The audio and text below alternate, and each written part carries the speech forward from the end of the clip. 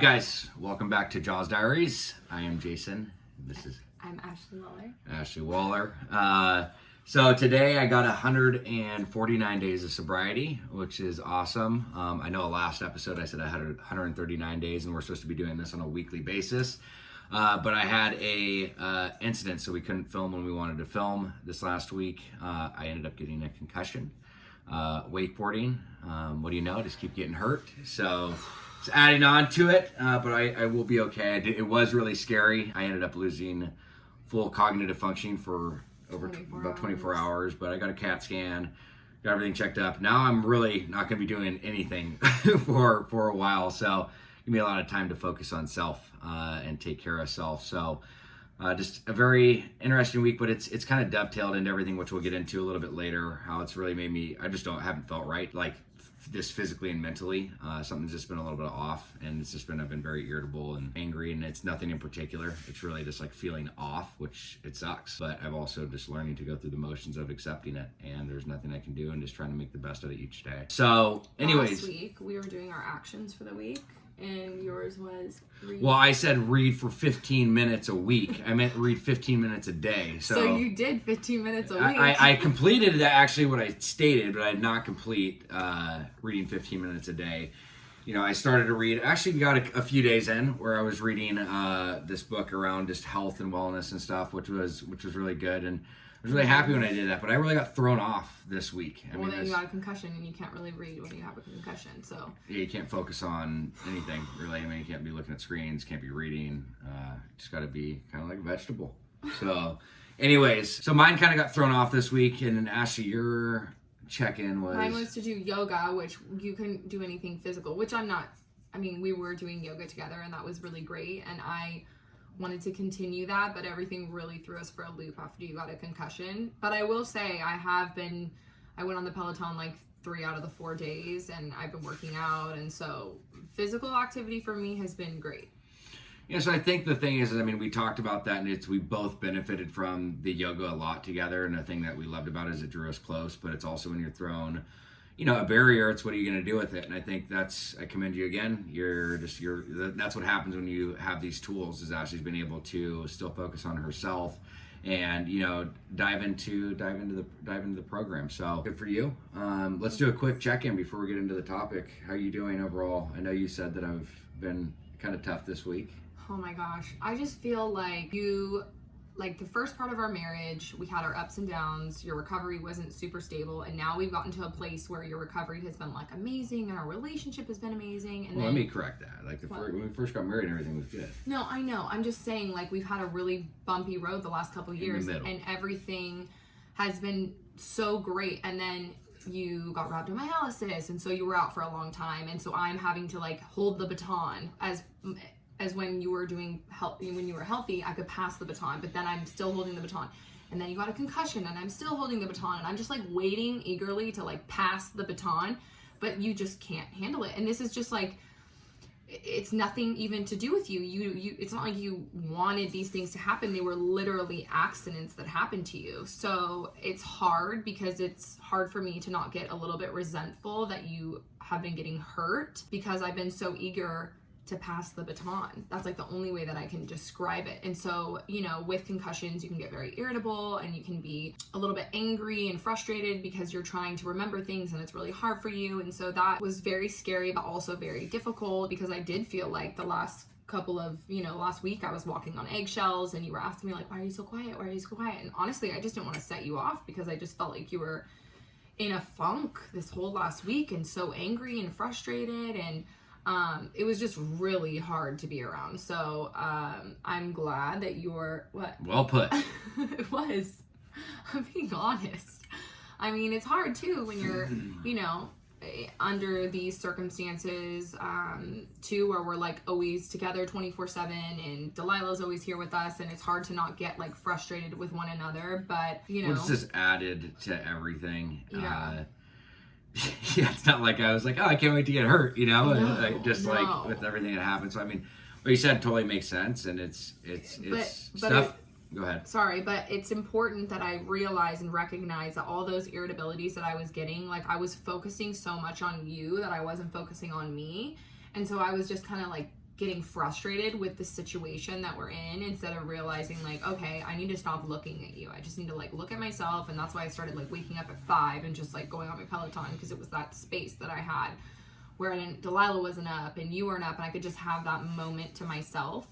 So yeah, I think things are like finally on the upward, you know, like you're on the mend and things are getting better. So I'm hoping that next week when we check back in, we're going to be in like this. Yeah, you were doing great the week before. I mean, you still did great this week. This week for me, it's just like I said in the beginning. You know, it's challenging when, especially that you want to talk about powerlessness and not being able to do anything about it, because like there's nothing I can literally do. It's like there's, you know, that thing I always talk about with awareness, acceptance, and action. Like, you know, there's nothing that I can really take action on. It's just it's a waiting game, and it's kind of not in my hands to do anything. You know, it's just kind of like I got to rest, I got to take care of myself, just got to eat healthy and try to be there for Ashley, try to be there for Delilah as best as I can. But obviously, I'm just short fused again. It's like she hit the nail on the head just with thinking and not being able to fully be there. It's like I'm still struggling remembering things, you know, fully right now. It's gotten a lot better, and I know it's gonna, you know, have a full recovery, because this only happened like less than a week ago. So it is what it is, and I think that's where I'm really grateful for my programs, because acceptance, you know, when you're powerless, and it's like it's just turning it over. And I've been praying a lot more. I've been you know, trying to meditate on stuff a lot more. I've been really diving into my gratitude list, and you know, just I've spent a lot of time with leaders and mentors in my life right now, just to kind of talk to them, just to be reassured that, you know, one is I'm going to be okay, but two is shit does happen, and, you know, you will get through it. But it's scary, you know, like I said. I mean, it made me a lot more grateful for just the ability of just having clear thinking. You know what I mean? It's like when you lose that, like God bless people with dementia and Alzheimer's and right, that's the right one, Alzheimer's. Yes. But it's just it's crazy, you know, and it's just something that we take for granted every day is our thoughts, you know, and just having a clear thinker, because I remember it very vividly, not being able to think. So, but that's my check-in in surrender and powerlessness. And, you know, for our topic, something that really resonated, especially just the last couple of days, you know, like going to work and just being around the house, and is putting self first. You know, we always talk about self-care and doing this stuff, but I kind of wanted to give it an analogy that I actually heard like 11 or 12 years ago. It's like making sure that you're your number one priority, and it is okay to be selfish for yourself. Like, so how many of you guys, it's going to be a question kind of, how many of you guys, you know, your house has been dirty, but you know people are coming over, you know, and you clean it. And then, you know, how many people, like, you're going on a date, or you're gonna go pick somebody up and your car's been dirty, and then you go get a car wash, or, you know, you're gonna go to work, you're gonna go to the office, or you're gonna do whatever you need to do, and so you get in the shower, you get ready, you do your hair, you do your makeup, you know, like. But if you weren't gonna do those things, you would have not done them necessarily, and I totally am at fault for that. Me too. My car's been really dirty.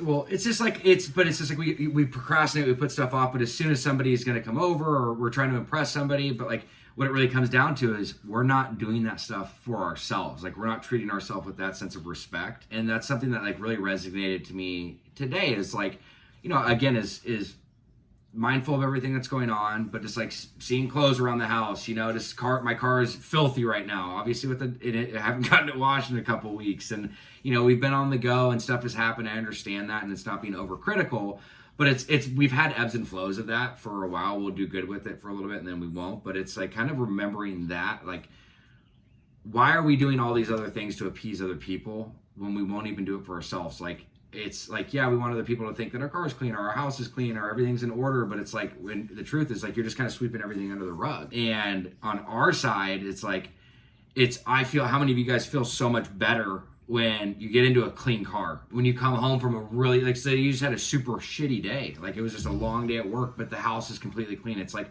a breath of fresh air, as opposed to coming home and it's like all dismantled. You're like, yep, this is just adds to the crappy day, like, let's just keep it going, you know. So and that's something you always said. I think it's important. I think you should talk about, like, just the importance of getting ready. Like, that's, for me, is like getting up today and just, you know, I don't know, some people might make fun of my shirt and stuff, but, you know, just getting ready, and just, it's like, it's not for this, it's getting ready for the day, and like, but it's like to just have self-confidence and to be, feel proud of yourself. Yeah, I feel like my family was such a great example for me. My mom, every single day, regardless as if she was going out or not, she always got up. She always, she calls it her face, puts her face on.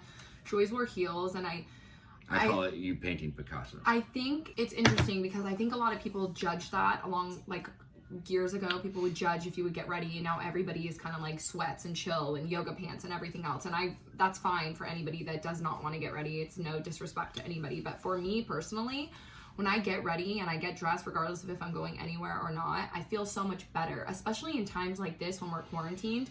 I don't want my daughter to think that we wear jammies all day. It's really important for her to be in that schedule and that routine of, okay, let's get up, we're going to shower, we're going to put on a fresh thing of clothes. It makes you feel good for me personally, when I look good, I feel good.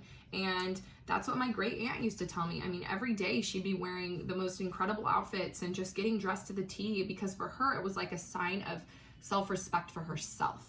And, I think that's I love that about my job, and, I'm itching to go back to work, because for me, it feels so good to make people feel good about themselves when you're doing their hair, and the faces and people just light up because they just feel so much better about themselves after they get their hair done, and it really can boost your mood.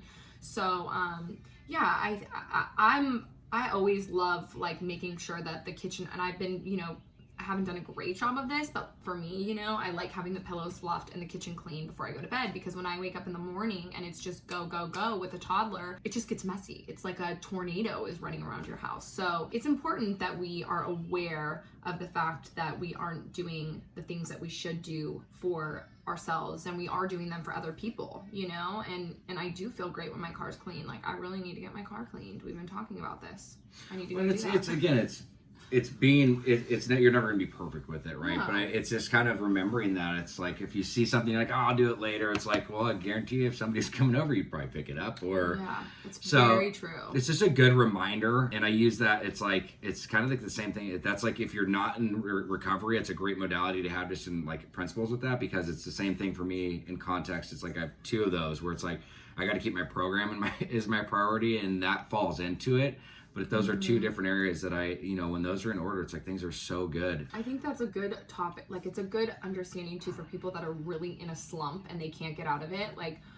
One thing that you could do is just make your bed for the day, and you'll be amazed to see how good you feel, even just having your bed made when you go to bed that night. The fluffed pillow and being able to pull it back, and it feels so good to get into my bed that's been made all day. So if you're out there and you're struggling, just doing that and waking, I think that's a really start good slow, step and that's where I think it's some things we have good in routine, our bed and making our bed, and we do a pretty good job at keeping the house in order. Yeah. But going to our garage, there's other areas where it's just again, we're not beating ourselves up on it, but there's always room for improvement. But it's something that we want to work on, because every single time I have that stuff, when I do that stuff, it's very, very rarely, if ever, that I've ever not felt good when I've come back out of a stressful day or in just a chaotic time. It's just it's so much nicer. That's our topic for the day. Let's end with our actions for the week. Ash, what is your action for the week? It's something that I've been more aware of too, is we've obviously been watching a lot of the news and all these crazy conspiracy theories and stuff like that, and it really puts me in a really stressed mindset. It makes me really irritable and angry and frustrated and depressed, and so I feel when I feel like that, I don't put out a really good energy, and I'm judgmental. And so I think this week my action is just going to be spreading a lot of love and kindness. I've been thinking a lot about how I want people to know me. If heaven forbid I would die tomorrow, what would I want people to know me as? And I don't want people to think of me as the queen. No, not at all. I don't want people to think of me as a judgmental, mean person. I want to be the person that treats my body like a temple, that's healthy, that's physically fit, that's spiritually fit, and somebody that just exudes kindness and non-judgmental qualities. And I've had to look back at some things that I've been judging people about, and I don't like that about myself. I don't want that for myself. It's not good for me. It's not good for my health and mental being. So that's my action for the week. I just want to constantly just exude kindness and love, and that's exude. Yeah, like I just want to be very loving and kind to people. I just think it's really important for me. I feel better when I'm being loving and kind, and I really want to focus on that. That's great. I like that a lot. I want to read 15 minutes a day for the week, because I really enjoyed that book, and at a spot where I should be able to get back to that. But the other thing is I've been cussing a lot lately, and it's not cute, not attractive. I'm not laughing because of it. It's just, so I want to act as if God, my higher power, was with me everywhere I go, like kind of just watching every move I make, and I want to have that presence of, I'm not trying to be godly, but it's more of like, I want to be mindful of that and be in a better place. So I'm going to pretend as if my higher power were next to me in every situation, especially just around Delilah and just around friends. I want to set a good example. So that's it for today, and we'll see you guys next week. bye. What up, guys? Thank you for watching another episode of JAWS Diaries. Hey, if you or a loved one is struggling and you guys need some direction, some insight, and you're just lost, please fill out the link below and we'd be happy to help.